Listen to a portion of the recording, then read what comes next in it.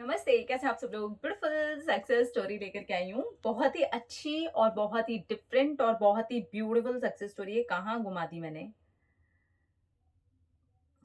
मैं ये करते-करते ना इधर फ़ोन रख देती हूँ, कुछ टच हो जाता है, कुछ टच होके वो चला जाता है। ओके, ओके, चलो मिल गई, मिल गई। हेलो शाम्भवी दीदी, मैं अपनी सक्सेस स्टोरी आपके साथ में शेयर करना चाहती हूँ। I am really very happy, very, very, very happy. मुझे 6 महीने के बाद लव वाइब्रेशन का रिज़ल्ट मिला, लेकिन ऐसे मिला कि मेरी शादीशुदा लाइफ़ बहुत ही ब्यूटीफुल हो गई। मैंने जो सोच कर के लव वाइब्रेशन अपने पार्टनर को भेजी थी, वो पूरी तरीके से अच्छे से चली गई। मैंने उनको हस्बैंड बोलना ही बंद कर दिया था क्योंकि हमारा रिलेशनशिप शुरू शुरू ही बहुत गंदी तरीके से हुआ था। मेरी जब शादी हुई थी तभी मेरे हस्बैंड ने मुझे बता दिया था कि उनकी ज़बरदस्ती शादी करवाई गई है, वो किसी और से प्यार करते हैं। तब मैंने कहा था कि आपने ऐसे करके मेरी भी ज़िंदगी बर्बाद की, कम से कम आप शादी के पहले बोल देते। और बस उसके बाद से ही अब तक शादीशुदा लाइफ़ तो स्टार्ट ही नहीं हो पाई। लेकिन फिर भी मैं अपने हस्बैंड को तो हस्बैंड मान चुकी थी, भले ही वो मुझे नहीं मान रहे थे। तब मैंने अपने हस्बैंड को लव वाइब्रेशन भेजनी शुरू की और ये सोचा मेरे लिए चाहे एक इंसान समझ के ही एक सॉफ्ट कॉर्नर तो आ ही सकता है उनके मन में। मैं भी किसी की बेटी हूँ, किसी की बहन हूँ, मेरी भी लाइफ में कुछ चीज़ें अच्छी हो सकती हैं। मैंने तो अरेंज मैरिज अपने पेरेंट्स के कहने पे ही की, मुझे नहीं पता था कि यहाँ पर सिचुएशन ऐसी है। तो बस मैं अपने घर आ चुकी थी क्योंकि मेरी शादीशुदा लाइफ सच में अच्छी नहीं चल रही थी और इस तरह से देख कर के मुझे नेगेटिव ही फील होता था। वो उस लड़की से बातें करते थे, मैसेजेस करते थे और मेरी 1-2 बार इस बात पर बहस भी हुई है कि कम से कम आप मुझसे एक फ्रेंड की तरह बात तो कर सकते हैं। अब हूँ तो मैं इंसान ही ना, तो थोड़ा-सा बुरा लग जाता था। तो ये सोच कर के मैं अपने घर आ गई कि इस तरह से शादीशुदा ज़िंदगी शुरू भी नहीं हुई और लड़ाइयाँ शुरू हो गईं। मैं अपने घर आकर के अपने हस्बैंड को चुपचाप लव वाइब्रेशन भेजने लगी और ये सोचने लगी कि ठीक है, अगर ये शादी चलनी है तो सही है, नहीं चलनी है तो कोई बात नहीं। कम से कम वो ये समझ जाएँ कि हाँ, किसी और की बेटी की ज़िंदगी खराब हुई है। वो आकर के मुझे और मेरी फैमिली से बात करें और इस रिश्ते को यहीं ख़त्म कर दें।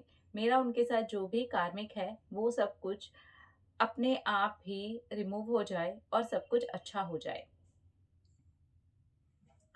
ये सोच कर के मैंने अपने हस्बैंड को 2-3 महीने तक लगातार लव वाइब्रेशन भेजी और उसके बाद मैंने उनको लव वाइब्रेशन भेजना छोड़ दिया।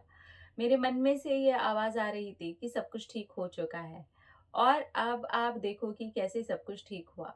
जिस लड़की से वो प्यार करते थे, उसने कहीं और पर रिश्ता पक्का कर लिया था और वहाँ उसके 6 महीने के रिलेशनशिप के बाद में उसने वहाँ शादी की थी। यानी कि उसने वहाँ पर लव मैरिज की थी, लेकिन मेरे हस्बैंड की अरेंज मैरिज करवाई गई थी। ये मेरे हस्बैंड को बाद में पता चला और उनको जब ये बात पता चली, तो वो पूरी तरह से टूट गए। इसके बाद उन्होंने 6 महीने बाद ही मुझसे कॉन्टैक्ट किया है। मेरी और उनकी बात हुई है। उन्होंने अपनी गर्लफ्रेंड के बारे में मुझे सब कुछ बताया है। मैंने तब भी कहा कि उसकी भी ज़िंदगी कहीं न कहीं खराब हुई है। वो और आप प्यार करते थे, इस तरह से मजबूरी में ना लड़के को ना लड़की को शादी करनी चाहिए। मैं आपको शुरू से फ़ॉलो करती हूँ, इसलिए इस बात को मैं मानती थी कि ऐसा नहीं होना चाहिए। किसी की भी कभी भी ज़बरदस्ती शादी नहीं होनी चाहिए। लेकिन अब हो गई है, तो मैं तो इनोसेंट हूँ, मेरा कोई भी इसमें रोल नहीं है। अब भगवान ने ऐसा कुछ रचा कि उस लड़की का अफ़ेयर कहीं और हुआ और उसकी वहाँ पर लव मैरिज हो गई। ये बात मेरे हस्बैंड को खाए जा रही थी।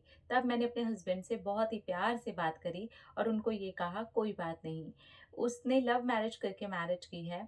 आपने अरेंज मैरिज करके अब इससे लव मैरिज बना सकते हैं ना? हम कोशिश तो कर सकते हैं। मैं आपसे बहुत प्यार करती हूँ। आप भी मुझसे प्यार कर सकते हैं अगर चाहें तो। नहीं तो कोई बात नहीं, आप मेरे पेरेंट्स से बात करके इस शादी को ख़त्म भी कर सकते हैं। हम आगे वैसे भी नहीं बढ़ेंगे। बस इतनी सी बात से ही मेरे हस्बैंड का मन मुझ पर पिघल गया। और उन्होंने कहा पिछले 6 महीनों से मैं रात-दिन सिर्फ़ तुम्हारे बारे में सोचता रहा हूँ। मेरे मन में ये आ रहा था कि मैंने भी सच में एक लड़की की ज़िंदगी ख़राब की है। अगर ऐसा मेरी बहन के साथ हुआ होता या ऐसा मेरी माँ के साथ हुआ होता तो कितना बुरा हो जाता, मैं क्या-क्या कर जाता। लेकिन आज किसी और की बहन के साथ हुआ है। मुझे सच में तुम्हारे लिए बहुत दुःख था और उस वज़ह से तुम्हारे लिए मेरे मन में एक सॉफ्ट कॉर्नर भी आ रहा था। यही था मेरी लव वाइब्रेशन भेजने का कमाल। अब रिश्ता तो जुड़ गया है, एक ही ऑप्शन था, या तो ये टूट जाए या फिर मेरे हस्बैंड को मेरे मन में प्यार जग जाए और वहाँ वाला जो रिश्ता है उस लड़की की खुशी खुशी कहीं पर भी जैसे भी हो सके चीज़ें बन जाएं, चाहे मेरे हस्बैंड के साथ बने चाहे किसी और के साथ। और देखिए हुआ भी वैसा ही, सारी चीज़ें अपने आप होती चली गईं और मेरा और मेरे हस्बैंड का रिलेशन बहुत ही स्मूथ हो गया।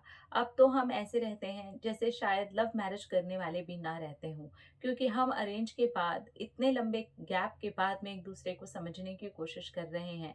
मेरी लाइफ में अब मेरे हस्बैंड के लिए वो चीज़ तो नहीं रह गई जो एकदम से शादी के बाद थी, लेकिन हाँ, एक अलग लेवल का प्यार और एक दूसरे के साथ में रिस्पेक्ट बहुत ज़्यादा बढ़ गई है। मेरे हस्बैंड अब मुझसे भी ज़्यादा मुझी से प्यार करते हैं।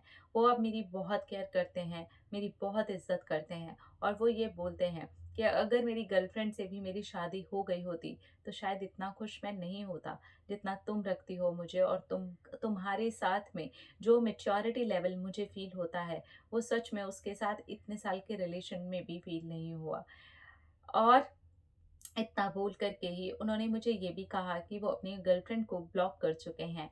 तब मैंने कहा नहीं, इस सब की कोई ज़रूरत नहीं है। आप चाहें तो उससे बात करें, आप चाहें तो उससे फ्रेंडशिप रखें, मुझे कोई भी प्रॉब्लम नहीं है। बस मुझे अब विश्वास है कि मेरी शादीशुदा ज़िंदगी आगे बढ़ चुकी है। हमारा सचमुच में रिलेशनशिप बहुत अच्छा है। इतना अच्छा कि मैं आपको क्या बताऊँ, शायद लव मैरिजेज़ भी ऐसी नहीं होती जैसी मेरी मैरिज है।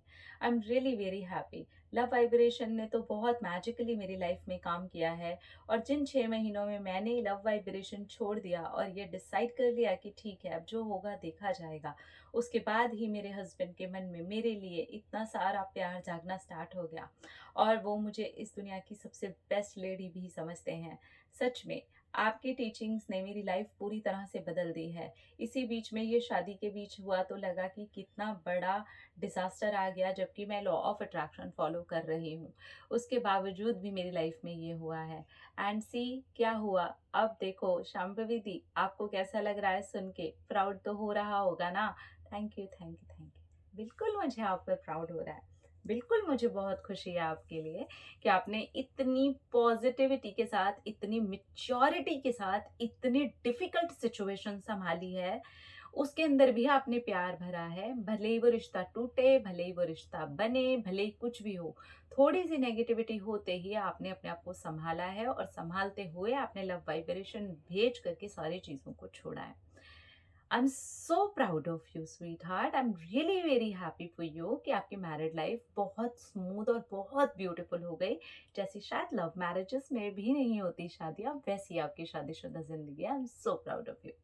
अब यहाँ मैं उन सब लोगों के लिए, उन सबके माता पिता के लिए एक बात कहना चाहूंगी। जबरदस्ती ना तो अपने बच्चों की शादी कीजिए और जबरदस्ती आप लोग प्लीज, अगर आपको पता है ना कि आपके पेरेंट्स नहीं मानेंगे, किसी और की लाइफ मत खराब कीजिए, मत करिए उसके साथ रिलेशनशिप आगे कंटिन्यू, मना कर दीजिए। नहीं मानेंगे, मैं तुम्हारे साथ रिश्ता नहीं रख सकता, नहीं रख सकती, टाटा बाय बाय। कम से कम उस इंसान के इमोशंस इतने साल आपके साथ रहते रहते बढ़ ना जाए। इनके हस्बैंड की ये सबसे बड़ी मिस्टेक थी कि आप रख रहे हैं रिलेशन, फिर आप घर वालों के प्रेशर में आकर के किसी और से शादी करके उसकी जिंदगी कैसे बर्बाद कर सकते हैं? यानी कि आपने अपनी गर्लफ्रेंड की भी जिंदगी बर्बाद की और उसकी भी जिंदगी बर्बाद करने के लिए आप चले गए। ये तो चलो इस लड़की की एनर्जी, इसकी सारी चीजें ऐसी थी कि वहां पर सारी की सारी चीजें चेंज हो गई। लेकिन जब इंसान ऐसी वाली स्थिति में फंसता है तो वो इतना नेगेटिव हो जाता है कि वो शायद ऐसे हैंडल नहीं कर पाता। मैं हाथ जोड़ के उन सब पार्टनर्स से विनती करती हूँ जहां पर आपको जरा सा भी लगता है ना कि आपके मम्मी पापा नहीं मानेंगे, आपसे ज्यादा आपके मम्मी पापा को ना कोई नहीं जानता, किसी इंसान की लाइफ खराब मत कीजिए please, please, please, I request you. क्योंकि सच में ये बहुत दर्दनाक स्थिति हो जाती है। आप उनकी ज़बरदस्ती में आकर के शादी करने ही वाले हैं, तो एक इंसान के साथ आपने 4 साल, 5 साल, 6 साल रिलेशन चलाया, उसकी लाइफ़ क्यों खराब कर रहे हैं? और फिर कोई नया आपकी लाइफ़ में एंटर कर रहा है, चाहे आपका हस्बैंड हो, चाहे आपकी वाइफ़ हो, ये लड़के-लड़की दोनों के लिए मैं बोल रही हूँ।